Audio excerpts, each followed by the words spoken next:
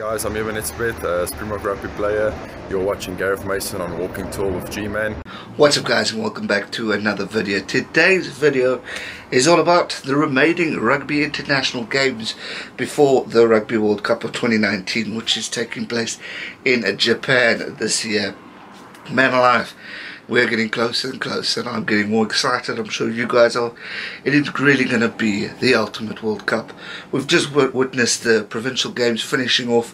I mean, Leinster winning the Pro 14. Then you've got Saracens winning the Gallagher Premiership as well as the Champions Cup.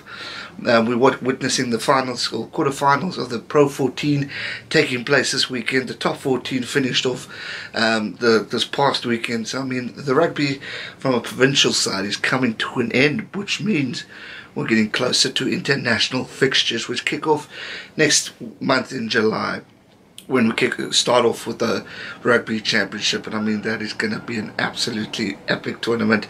It's shortened, it's reduced, which I think is good, because you don't want to overdo it, especially with the World Cup right around the corner. I mean, all teams are going to be hells blazing. It's going to be interesting to see how the coaching staffs of the various nations select their teams. Are they going to pick the big boys? Are they going to go with the second, third team in this Rugby Championship? For me, it's a great way to test things out, but you also don't want to overdo it. Like I said in the injury video, maybe rotation each and every game and see how it goes. But again, it's still going to be competitive, because the Southern Hemisphere wants to put their mark on the map, as we saw in Six Nations with Wales doing it. New Zealand, South Africa, Australia, or even Argentina are wanting to do it, and we've seen a lot of improvement from the various nations, and I think it's going to, which is leading up into building into one heck of a Rugby World Cup. I mean, I think the championship is going to be competitive. I think the teams are going to really fight till the absolute end in order to get a final result, a championship result, because we obviously always see New Zealand at the top, but I think this year is going to be something different. We're going to see competitiveness. We've seen it in the championship. It hasn't, in the Super Rugby Championship, it hasn't just been solidly dominated by New Zealand teams. We are witnessing South African teams showing improvement, sneaking it in every now and then, but still improvement. We've seen the Brumbies qualify.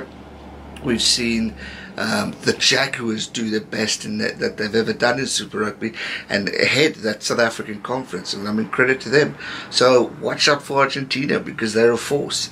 So I'm excited to see what's going to happen next month in the Rugby Championship, because I want to see who's going to bring it and who's going to show improvement, who's going to show decline. Hopefully we don't see decline, we just continue to see improvement, especially from my side, from South African point of view. I want to see development, I want to see improvement in the game, because there's a lot that I want to see improved from what I've seen in the Super Rugby, and I want to see that done better in the Springbok team. So hopefully Russie's done his homework as we approach. As for the other three teams, I mean, New Zealand are just a force to be reckoned with. I'm expecting big things. Australia been going through a lot of drama recently, so I'm hoping they can bounce back and do something special with what they got. I'm excited to watch Argentina. I think they are going to be absolutely intense in this Rugby World Cup, because, or even in this Rugby Championship, because they've finished top of the South African conference, which is an absolute amazing achievement for them. And now there's talk of the European players coming back. So Argentina are going to be a force. So we can't write them off. That's one thing for sure. Then obviously, as we get on into August, September, we've got the Summer Leagues, which is when the Southern Hemisphere, Northern Hemisphere teams take on each other to get some warm-up games and get some matches or game time in, because obviously they've been on an international break since the Six Nations, so it's going to be important for them to gel back as a team and show everyone what they've got, and to see has Ireland bounced back, or England continuing improvement, are Wales still dominating, Scotland have their fall back, France, I mean, there's news that Bastarad has been, Matteo has been ruled out of the World Cup squad, which I think is a big mistake from the coaching staff, but hey, everyone's got his reasons, so I'm very curious to see what's going to happen in the Southern Hemisphere.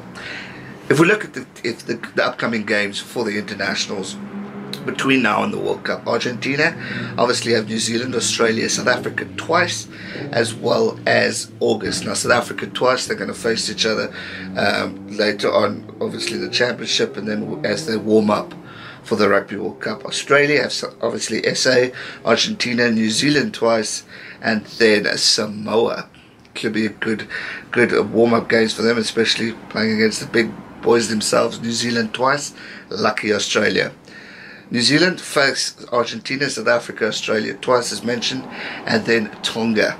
So smaller games small games at the end there, which is interesting, but we all seem to be on that same page. South Africa have Australia, New Zealand, Argentina twice, and then the favourite that I'm sure everyone's going to be glued to the TVs to watch on the 6th of September, South Africa meet Japan. Last time they met, Japan beat us in the World Cup, causing one of the biggest upsets in World Cup history in 2015. Can Japan do it again? Thankfully, it's a warm-up game, so hopefully it's not going to be too shocking. England take on Wales twice, and then Ireland on the 24th of August, and then finish off on the 6th of September against Italy. Should be awesome. Good fixtures for England, I think. Getting a good battle against Wales, getting that up, and then finishing off with Ireland and Italy. That's good game time for them. France only have 3 games. Scotland Scotland twice, and then Italy on the 30th of August. So that should be interesting. Ireland have Italy, England, and Wales in 2 fixtures, which should be very, very interesting to see. Definitely a good thing, I think, for Ireland playing Wales, as well as I said for England. You want to play your Six Nations best and the current number 2 in the world, because you want to see how they are going, how they developed, how they improved, are their weaknesses, are their strengths. Good. I always believe in good warm-ups, or strong warm-ups, where you can play the stronger teams, because that's good build-up. When you play, for example, like we're finishing off with, okay, Japan's not too bad, but who's got Russia? Argentina's got Russia at the end there. Yeah, that's not the strongest team, but alas, it's still a game of rugby. But I mean, to finish off with Wales, 2 fixtures, then England, that's pretty good. Italy, Ireland, Russia, France, England, Scotland, France twice, and then Georgia. Now Georgia's been in the news quite a bit lately because of Six Nations talk. Can Georgia surprise us and beat Scotland maybe? It's strange fixtures, that France twice and Georgia twice. I would have liked to have seen Scotland face a bigger team as well, another bigger team as like France, just for game time. But who knows, Georgia could definitely give a run for their money, and we can't count them out. Wales see England twice and Ireland twice. That is going to be brilliant encounters to watch, and good practice time for Wales, as obviously, as I said, the Six Nations champions. They're on a high, number 2 in the world. To get game time against England and Ireland, I think that's pretty strong. That's good practice for them. 11th of August and 17th is England. Then 31st of August and 7th of September we have Ireland. Good game time for Wales. Excited to see what they have in store. Fiji play the Maori All Blacks twice. Then Japan, Canada, Samoa, and Tonga. Good game time for Fiji. That will be good practice for them, especially the Maoris. I mean, you can never count them out. Great squad there. Samoa have Tonga, USA, Fiji, New Zealand, Heartland 15, and then they take on Australia. So a good way to end off. Again, strong teams there. Tonga, Samoa, Japan, Canada, Fiji, and New Zealand. Ouch. Heavy way to end off, but why not at game time? A warm-up against the world champs before the World Cup. Not bad timing. Japan have Fiji, Tonga, USA, and then South Africa to finish off with Canada, USA, Fiji, Tonga, Leinster, and USA. USA, Canada, Samoa, Japan, and Canada, Georgia, Russia, Scotland twice.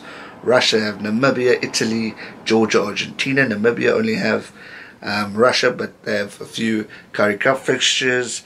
Uruguay, Argentina 15, Spain, and Brazil. So, exciting fixtures to look forward to as we build up to the Rugby World Cup. I mean, that's what I want to see. I want to see the internationals before we get to the big grand stage of them all, because this is going to give us an idea. Obviously, as I said, I don't think coaches are going to play full team. They're going to mix it up a bit. Obviously, you'll get 1 game with full team, 1 game with weak teams, or second, third team, just to test things out, to avoid a risk of injury, which is the right way to do it. So it's going to be an unbelievable World Cup, but I'm excited to see who these these remaining internationals have in store for us, because I really think it's going to be amazing. Teams to look out for, obviously the tops, your Six Nations teams and your championship teams, but do not forget the tier 2 teams, because they're going to be wanting to prove a point. They're going to want to cause an upset. Japan did it in 2015. Who's going to be next? Japan are at home. They could have the extra confidence. I mean, anything's possible. World Cup games, World Cup finals, everyone wants an opportunity. Everyone wants a shot at glory. So for me, it's going to be interesting to watch, and I'm excited to see what we're going to look forward to. For me, Southern Hemisphere, I can't wait for the Rugby Championship, but I'm also curious to see the Northern Hemisphere teams. I'm going to be eyeing them out because we will be facing them in this World Cup, and got to do our homework in order to get some wins under the belt, especially as a South African fan. That's going to do it for today's video, guys. I hope you enjoyed it. If you did, give it a thumbs up. Subscribe if you're new. Make sure you turn on the bell notification so you're always notified for future videos. So much rugby to come. Subscribe. Don't go anywhere. I'm covering it all. So make sure you hit that subscribe button. Thanks so much for watching. Stay safe and never give up. Cheers. Make sure you subscribe to his channel for all rugby content. Stay safe and never give up.